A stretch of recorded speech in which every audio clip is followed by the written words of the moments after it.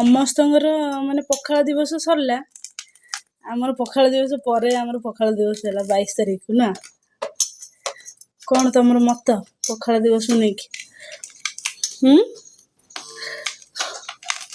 ଶୁଭୁନି? ହଁ ଠିକ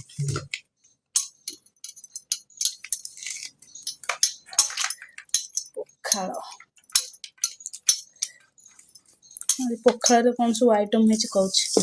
ଟମାଟୋ ଚକଡ଼ା, ବାଇଗଣ ଭଜା, ଆଳୁ ଭର୍ତ୍ତା, ଏଠି ପଖାଳ ସ୍ପେଶାଲ ପଖାଳ, ତାପରେ ଏଠି ଚୁନା ମାଛ ଭଜା, ଆଳୁ ଭର୍ତ୍ତା। ଆଉ ଏ ଦେଖ କଣ ନାଗିବ ଯେ ନୁହଁ?